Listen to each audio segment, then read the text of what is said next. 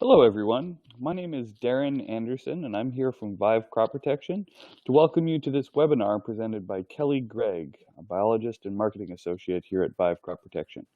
Kelly's going to be talking to us today about using starter fertilizers and fungicides at plant, specifically in no-till farming situations, and how we can best maximize our yields using these farming practices. With that, Kelly, would you like to take it away? Okay, thank you, Darren. Welcome, everyone, and thank you all for joining us today. My name is Kelly Greig, as Darren mentioned. I am a biologist and marketing associate with Vive Crop Protection. We're a new company bringing you new ways to use the products that you already love and trust. The focus of this talk today will be on the unique challenges faced by no-till growers in field crops in terms of the nutrient availability as well as diseases, and how you can combat these challenges with at-plant products.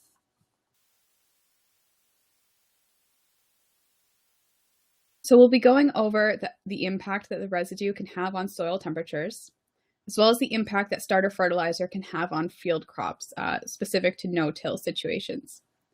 We'll also look at in-furrow fungicides on field crops in no-till, and then we'll do a comparison between different fungicide programs. We'll then take a look at some of the different registered products available. So first, we'll get into the impact that crop residues have on soil temperatures and what that means for you. In conventional tillage, residues are incorporated into the soil. This also churns up the soil, so darker, richer soil is on top, increasing the ability of the soil to absorb the sun's energy. Both of these things allow the sun to penetrate into the soil, warming it and drying it quickly. The warm, drier soils increase the microbial activity, which in turn creates more bioavailable nutrients, promoting fast germination as well as emergence. A lot of these early season diseases also thrive in cold, wet environments, so by warming and drying the soil, they have less of a chance of causing problems. Typically, over 30% of plant tissue is left behind as residues in no-till farming. These residues provide a layer of insulation over the field, which helps to prevent erosion, but they can also prevent the sun from warming and drying soils as quickly as it happens in conventional tillage. Cooler soils inhibit microbial activity, so the bioavailability of nutrients in the soil is limited until the soils warm up. Residues also provide a source of fungal inoculum from the season before. Tilling this into the soil can typically offer good control through microbial breakdown of plant host tissue, but leaving them on the surface does not allow for that breakdown. In addition to this, as I mentioned, many diseases love the cold, wet environments and can use the water to travel easily to seeds and roots. Because of this, no-till growers face unique challenges with typically cooler, wetter soils.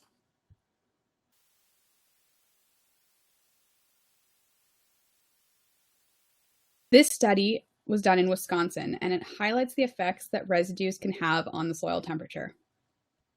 The plowed sites, shown here in green, had higher soil temperatures than the no-till sites, shown here in orange.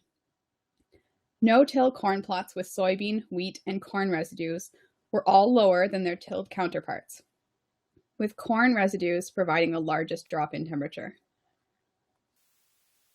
Because of this lower temperature and associated increase in disease pressure and moisture, soil residues can actually decrease yields if they are not managed differently than conventionally tilled fields. This is why it is important to establish different management practices when switching to no-till and to be aware of the differences in soils. A very important management decision when using no-till is to decide whether or not a starter fertilizer is right for your fields. Starter fertilizer can be an efficient means of supplementing a broadcast fertility program. Crop residues can restrict the distribution of phosphorus close to the surface, which limits the nutrient availability at planting depth. Soils that have sub-optimum soil test values for phosphorus will often experience significant yield benefit from applying an in-furrow starter fertilizer.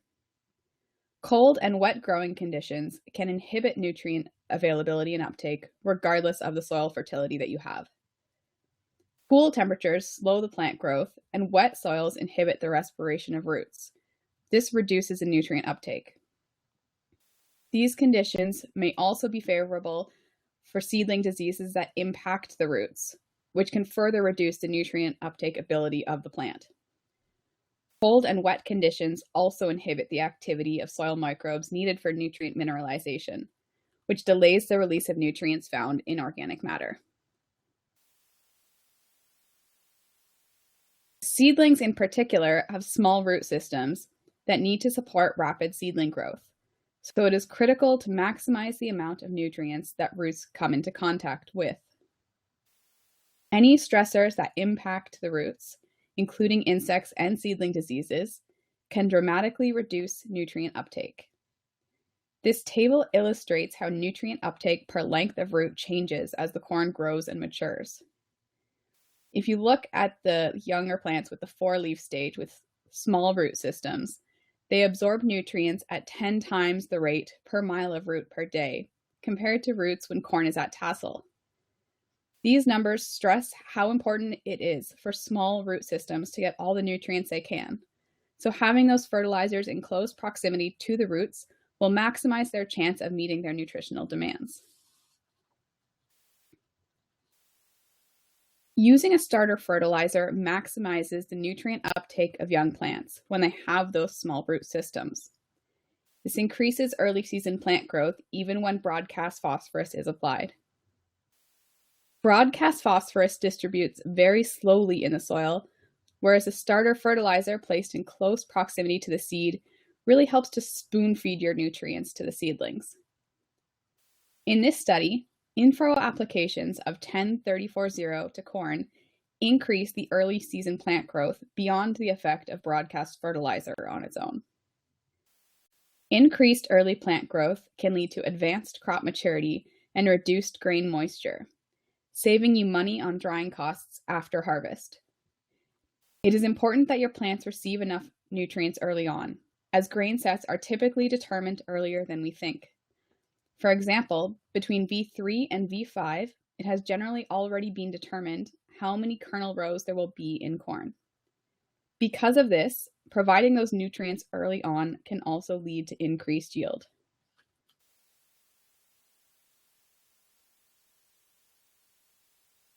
As we talked about on the previous slide, starter fertilizers can advance crop maturity, as this study also shows.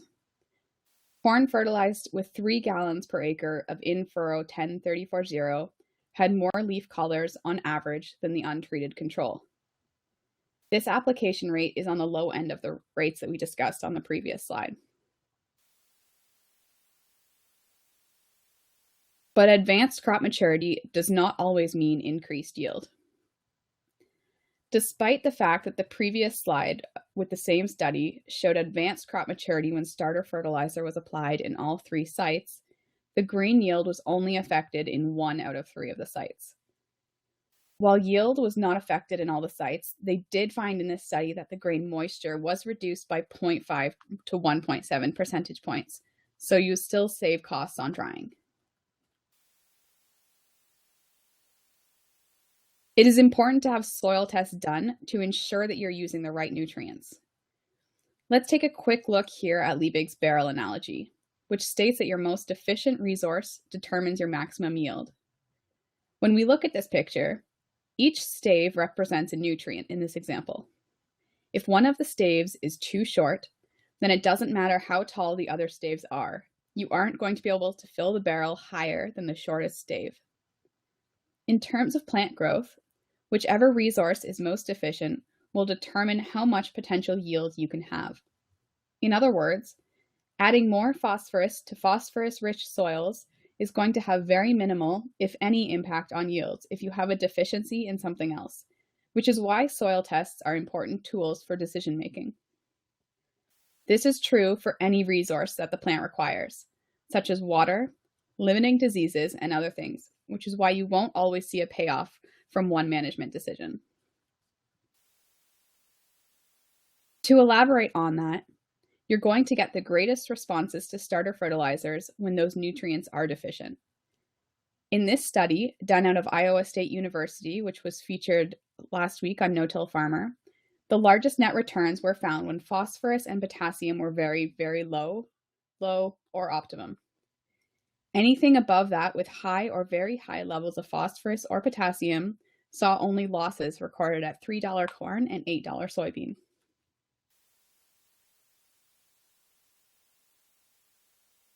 As we saw in the previous slide, yield responses can occur when starter fertilizer is used in soybean. However, they are usually smaller in magnitude than in corn. This is because soybean are more sensitive to salt damage than corn, so lower rates of starter fertilizer must be used. Soybean are also planted later in the spring when soils are warmer. In this nature study done across 20 grower and dealer trials, they found a 2.6 bushel per acre yield benefit from applying 1.5 to 2.5 gallons of Rhizolink 31013 In-Furrow.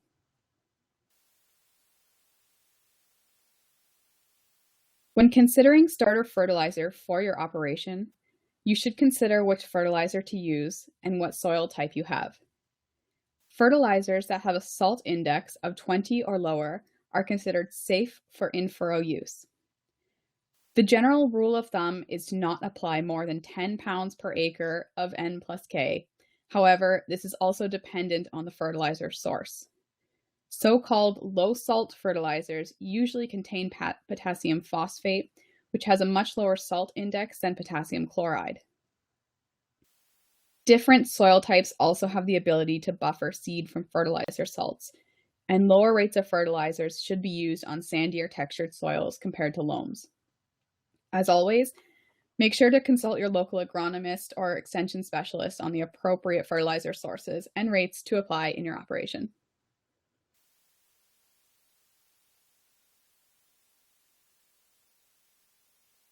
Listed here are some of the common fertilizers and their corresponding salt indices.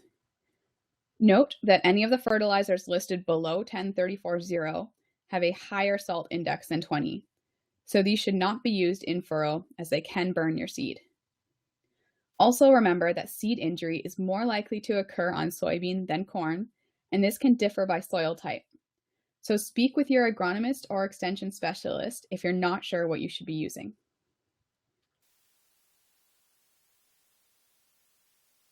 So we've gone over the benefits of fertilizers in no-till farming and how they can provide nutrients when your plants need them most, and also how they can optimize your yield potentials. But if fungal pathogens are a problem, then this can still limit your emergence and yields. Think back to that slide where I talked about the barrel analogy. If something else is limiting your plant growth, then it doesn't matter how much you throw at your plants. They can only grow to the maximum yield as determined by their limiting factor.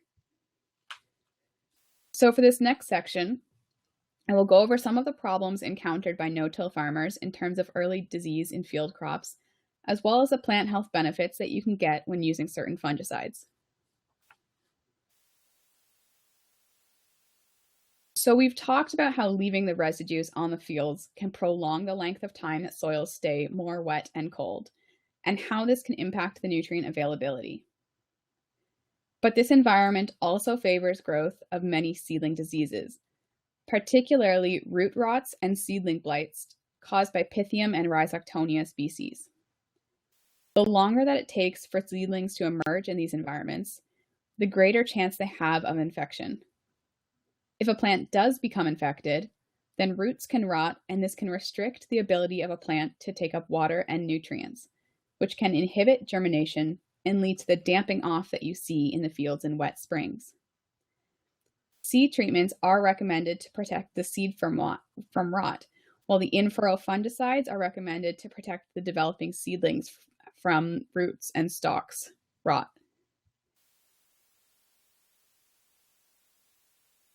Shown here are two of the more common fungal diseases seen in field crops. There are many species of Pythium, and they can survive on a variety of hosts, so crop rotation is not a feasible management strategy on its own. Pythiums are the first disease to arrive as they prefer the coldest environments.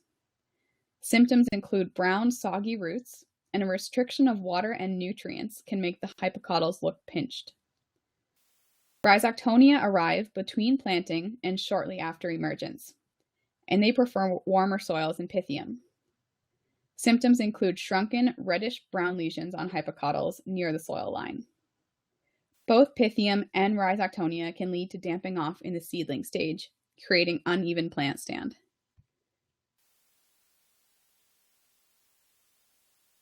Both of these diseases can increase under no-till environments, as seen here with rhizoctonia.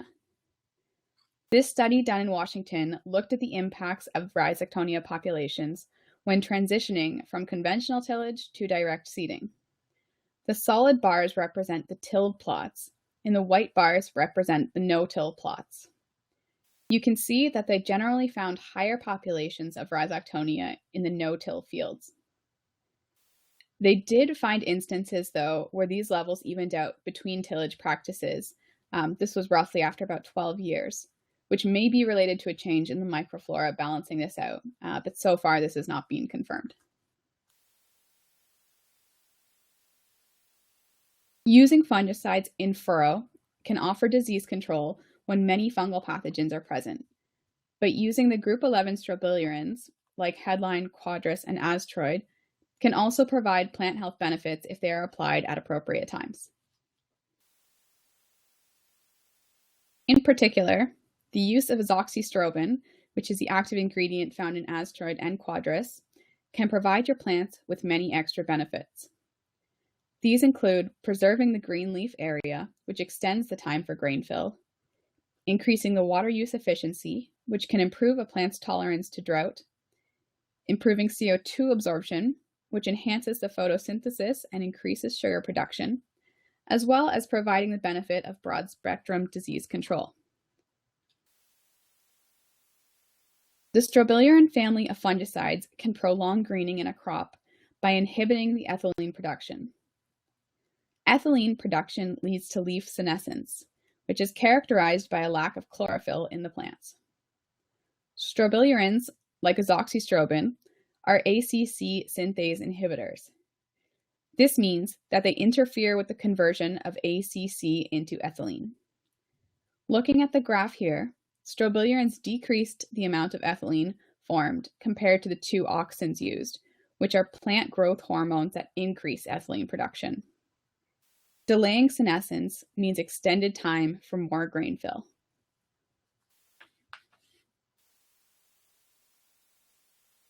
Strobilurins can improve the water use efficiency of plants by reducing the amount of water lost through transpiration.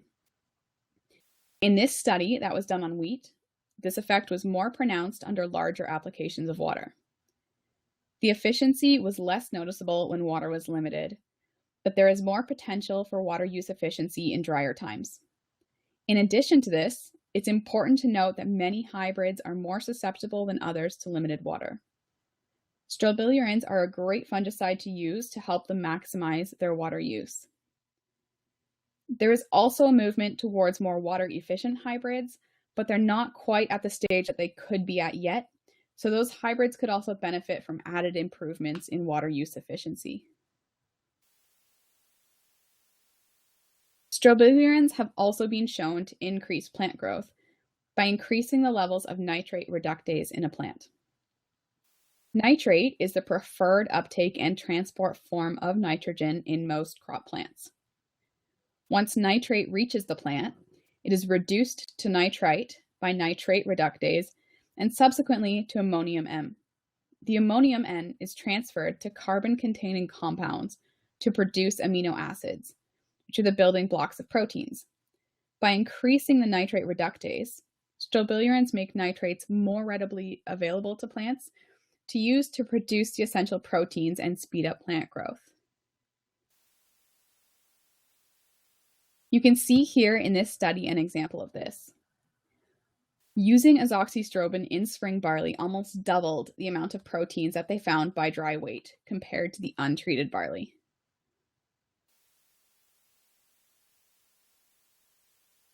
Using Strobilurins provide many plant health benefits, and this can lead to differing things in each crop. For corn, you may see improved stalk strength, which will give improved hail and wind tolerance, and it can also lead to more uniform seed sizes. In soybeans, you have more uniform seed size and improved quality. In potatoes, you can have larger tubers and reduced sugar ends. In sugar beets, you can have improved frost tolerance and increased recoverable sugars. And in addition to these plant health benefits, you also get disease control and more uniform emergence, which helps to optimize your seed's yield potential. So now that we've gone over some of the challenges you may face with no-till farming in terms of the early diseases and nutrient availability, we'll go over what the costs of some of those inputs can look like. The examples that I'll be going over will be specific to corn, but the prices for other field crops will be similar.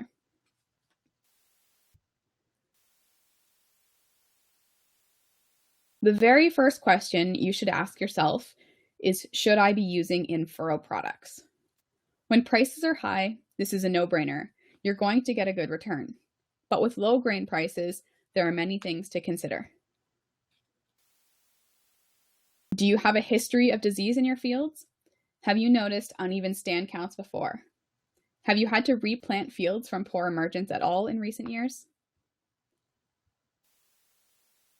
Secondly, what is the weather forecast looking like? Are you expecting a cold, wet spring? This will favor disease growth and slow emergence. Thirdly, what hybrids are you using? Are they more susceptible to certain diseases? Will they need extra protection or benefit from a boost in plant health, like improved drought tolerance? Soil health.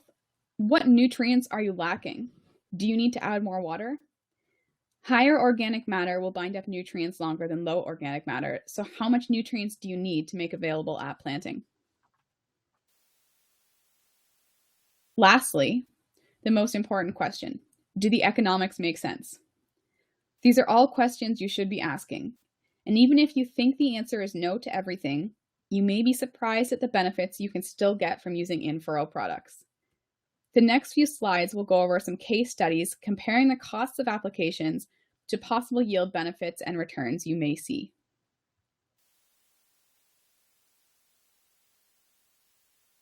So we've talked earlier about the possible yield benefits you'll get with the In-Furrow fungicides and fertilizers earlier in the webinar.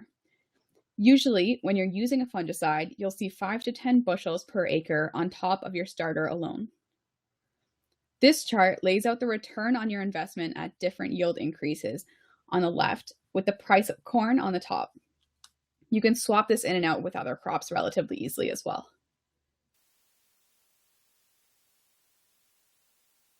Here we see that if you have a fungicide you're applying in furrow that costs $12 per acre, you break even at any price of corn as long as you get at least an average boost of 4 bushels per acre, and you double your money or more at 8 bushels per acre or above.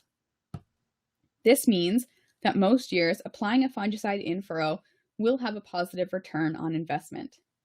And of course, your ROI is even better once the commodity cycle turns around and the corn prices increase, or if your fungicide is less than $12 per acre.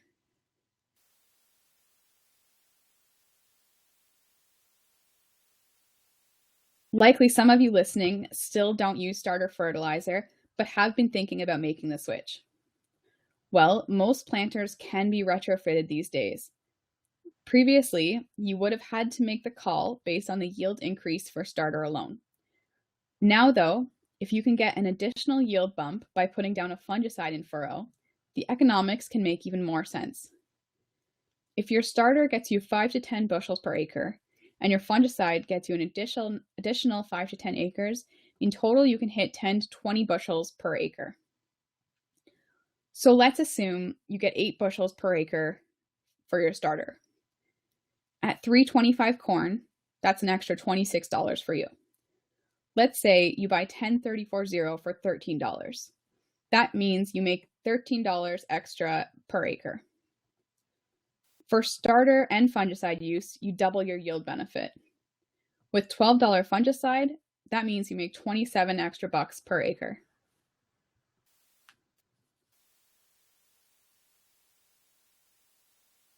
Now let's say retrofitting your planter will cost $7,500. At $13 extra profit per acre, that we figured out on the previous slide, you need 600 acres of corn to pay for the liquid kit. With fungicide, you only need 275 acres. That means by using a fungicide with your starter, you can be confident that you should be able to pay back that investment in your first year with average yield improvements.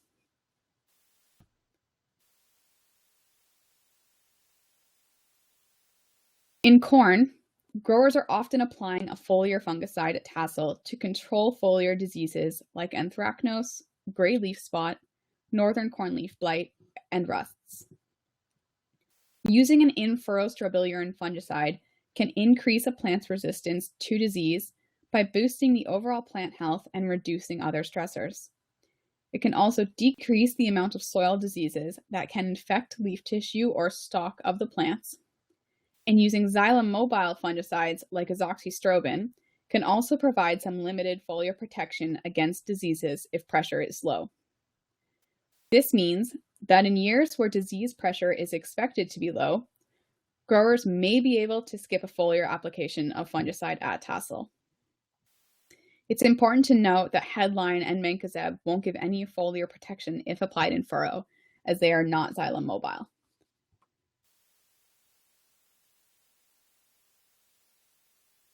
Before we look at what the costs may look like to skip a later tassel application, let's look at possible yields that you can typically see from the different application timings.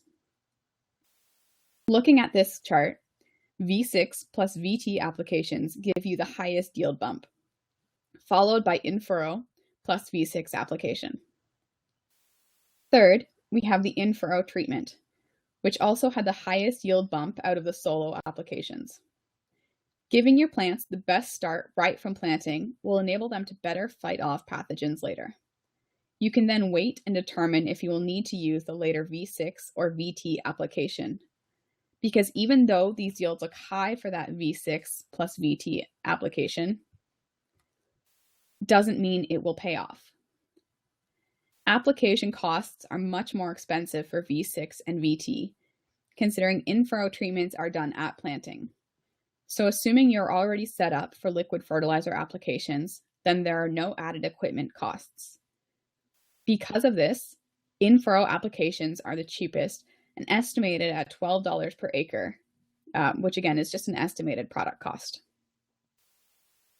V6 applications include a later pass over your field at roughly $6.50 for the application costs and $12 per acre for the product costs. VT applications are most costly, with aerial application costs around $25 per acre and product costs at about $12 per acre. This means that even though you may be seeing great yield boosts, you're not necessarily getting a good ROI on these expensive applications. The in-furrow application, on the other hand, can give you great ROI because it is the cheapest to apply. In addition to the in-furrow program being the most efficient for ROI, the fact that you can skip the aerial application can really make an impact even if you can't skip it every year. Here I've suggested two programs. So program 1 is an in-furrow fungicide and then coming back over the top with an aerial when the disease pressure is high in your area, but skipping that aerial application when disease pressure is low. Here, I've assumed you have to do an aerial application every other year. If you compare that to always having to do the aerial application, then you save quite a bit of money. So in-furrow fungicide can increase your profits by increasing your yield by more than the cost of the fungicide. By doing this, you can decrease the payback period on your liquid fertilizer equipment. It also decreases the frequency of doing those expensive aerial applications at VT, saving you both time and money. So now that we've gone over how those products can be used, we'll take a look at some of the products available in furrow. So fungicides labeled for at-plant use typically do not mix well with liquid fertilizers without the use of specialized equipment. Because of the high salt environments of starter fertilizers, most fungicides end up chunking and turning into cottage cheese when mixing with fertilizers. I've heard many horror stories of growers trying to mix these things together, only to have to dump out their entire tank because the clumping was so severe. There are a few Strobilurin products that will mix with liquid fertilizers if you want to use both products at plant. These have varying degrees of mixing success, though. So Aztroid is a product that we've released this year in demo plots, and it uses azoxystrobin, the same active ingredient that's found in Quadris. But unlike Quadris, it mixes excellently with any liquid fertilizer that we've tried it with. Aztroid is xylem mobile, which means that unlike Headline, it will confer some of those plant health benefits that I mentioned earlier to your crops when applied in furrow. Aztroid has activity against pythiums in most crop species, but is not active against the main pythium species found in corn. However, if you are applying Aztroid for control of rhizoctonia, then you will see some activity against the other pythium species.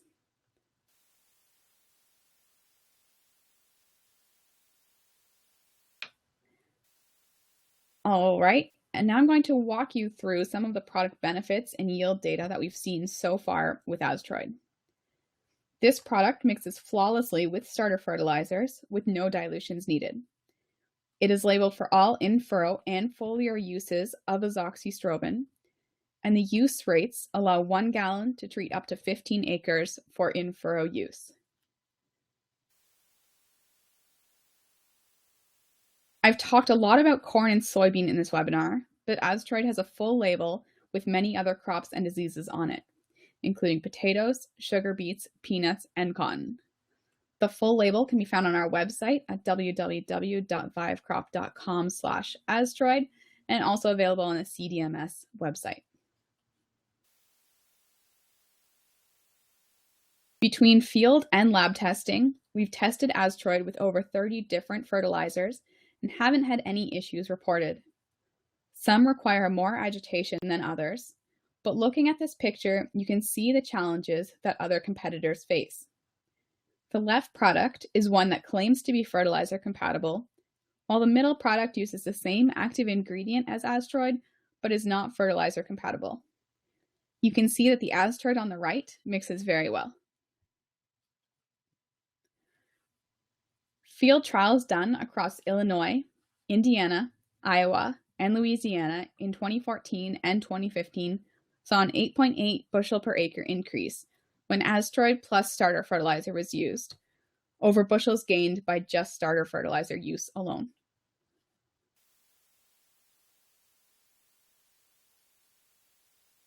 We've had Aztroid out on farms in 6 states this past year on corn and beans. This is one example of a harvest result this year, and with an average increase of 10 bushels per acre in Iowa, he's pretty happy with his harvest. His second hybrid is a great example of how using in-furrow products are not guaranteed to increase yields. If something else is limiting growth, then you can only improve the yield so much.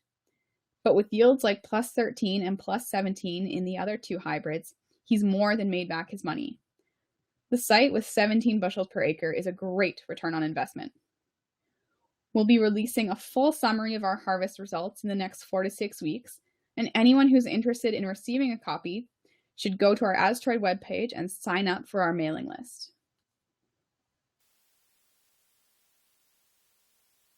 This is one of the pictures that we got back from the field this year. This photo was taken in Marshall, Minnesota. On the left, you can see what the root systems look like when using Aztroid in combination with starter fertilizer.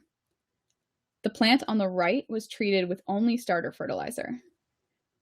The fungicide-treated plant has a much larger root mass, and this is going to help that plant reach maturity faster and optimize the potential for yield gains.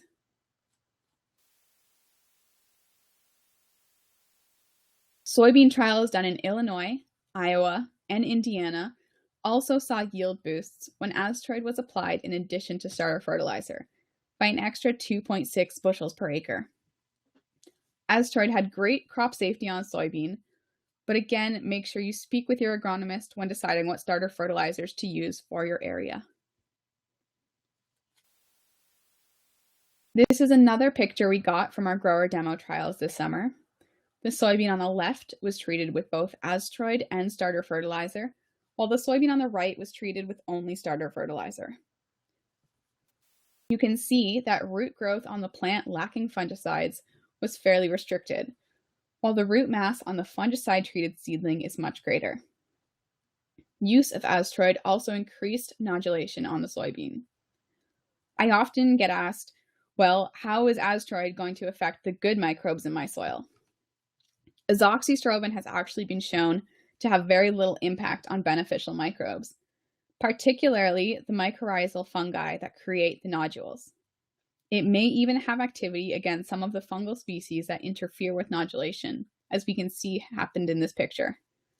Overall, this means a healthier soybean plant for this grower in Ainsworth, Iowa.